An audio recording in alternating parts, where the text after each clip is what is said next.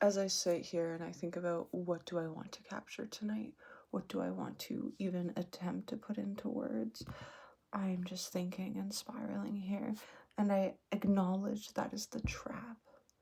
This is the trap that I get myself into, which has kept me stagnant for so long. What do I want to talk about? Will it resonate with the right people? What if it doesn't resonate? What if it doesn't have reach? What if the call to action isn't strong enough? What if there is no call to action? What if I ramble forever? What if, what if, what if? It's always the what ifs. They never stop. They never shut up unless you actually just stop them and you act regardless. And that is what I'm doing right here, showing up. And this is why I love this stuff. This is why I love the fact that I'm even actually like making content. That's not the issue. But posting it, willing to be seen, holding this space just for myself to be seen, and thinking about how in the end, maybe it won't matter. Maybe I won't reach anyone. But even if I did, what if I reached one person and it resonated with them?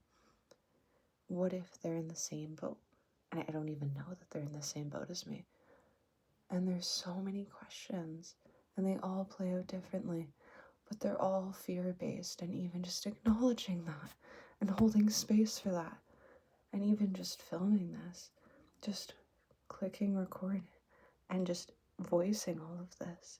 Even this is scary, and you can probably hear it in my voice that this is a very vulnerable topic for me. But why is consciousness such a burden? Why do we let it plague ourselves to the extent that it genuinely impedes us existing? And I don't mean existing in survival mode.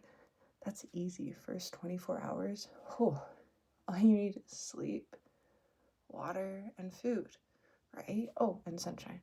Like, that would be nice. Some people don't even have that luxury, like night shifts. Like, imagine that, having the luxury of something like sunshine in this day and age. That's crazy. That's just insane. I don't even know where I'm going with this. My thoughts just be flowing. Oh, survival mode. Next 24 hours. And how long you've been in survival mode for. How long? Years? When I was 16, I thought I wouldn't be here. It's a decade later. 26 as I record this. 26. 2 decades and a little bit. I'm in my mid-20s. That's incredible. That's a blessing. I never thought I would make it this far. But that's the exact thing that made me want to do this in the first place. Which is, I'm here. I'm still here. I am still going to be here. 10 years later, down the road, do I want to be doing the same thing? Which in my mind has just been the past 24 hours. Never looking back on a year, looking at things I planned or I built, because I didn't think I would be here. I didn't think I would ever make it this far. Not that I'm at like an amazing milestone, a beautiful crossroads of my life where I can look proudly with accomplishment on everything that I've done. No. It is rather just acknowledging the fact that I've survived in the first place, even though I didn't have a plan in place, which is horrifying. Because once you're out of survival mode, that's when you can start building. Even if it's boring, even if it's so consistent that it literally is just so boring to you, honestly. I'm not talking from personal experience here. I'm not, I promise. I promise. Oh, it's true though. It's true. Because it feels boring once it's safe. It is so boring. You just want to shake it up a little, don't you? No, you actually don't. That's a trauma response. You can't do that. And then you'll just be like getting back into it, and then it gets bad again, and then I'm not like trying to preach or anything here. I'm literally just speaking from my personal experience. So the thing about survival mode that's so great is that it has you thinking as small as possible, and you just don't want to grow from that because you're surviving. You're literally just getting on with your life. You're like, yeah, this is working. Why change it? Why change out of my tiny little bubble that's kept me so small and so safe for so long? And I've taken up as much space as possible. Oh, amazing. Here's an award for almost not existing and, in fact, feeling guilty about existing. Here you go. It's a crumb because you don't deserve much, because you feel like you don't deserve much. So your mind and your expectations are like one for one matching. So you expect a little of yourself and you fulfill that because that's what you expect of yourself, and you don't think you have the capacity for more because all you're doing is focusing on the next 24 hours. You're putting all your time, all your energy, all your heart into, I need to sleep, I need to eat, oh, I need water.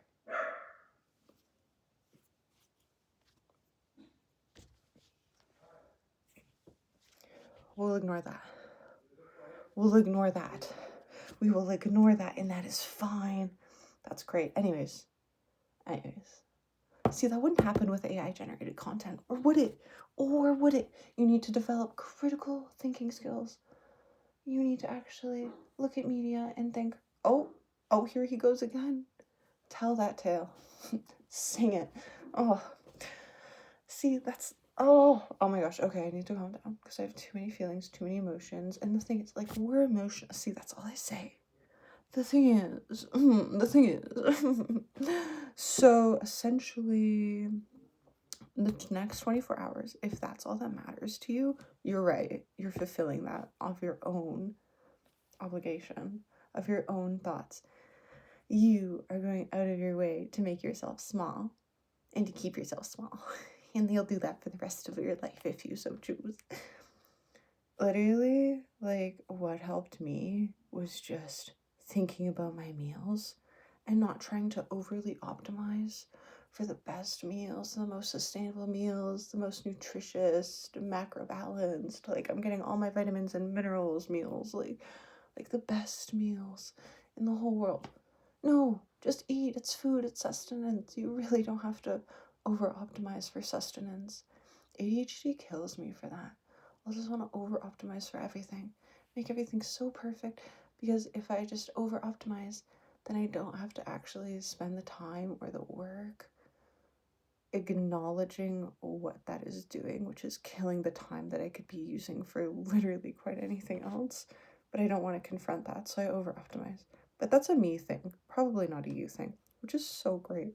So great. Not applicable to you. Oh, man. Tell me what that's like. Tell me. Are you happy with yourself? I don't want to hear that, actually. Okay, so pretty much that's the one thing that helps me a lot, is just thinking about like food as in like, oh, I don't need to over optimize, because that trickled down into everything else. Because once I was fed, I can literally just get on with my life. I can move along, so to speak. Like, genuinely, I would be fed. I would be happy. I would be thriving. And after that, everything falls into place. Like, really, Maslow's hierarchy of needs. You need food, safety, security. And then past that, I believe it's, oh, I don't want to like remember this off the dome, but it's pretty sure it's like relationships, belonging, sense of community, hobbies, and like enjoyment, like things that you enjoy, your passions. And then past that point, it's like self-actualization, like your true purpose, your true calling, what you were made to do, what you were born to do. And then through that, you can fulfill it because you have the base figured out. Your body is genuinely taken care of, so you can move towards your body, your mind, your spirit, your emotions, your whole being. Not just the physical aspect, not just the singular plane, but rather the whole capacity. Every beautiful facet of your body, which keeps your body and houses your body in spirit, yada yada, la-di-da, the whole thing. So anyways, I just wanted to come on here and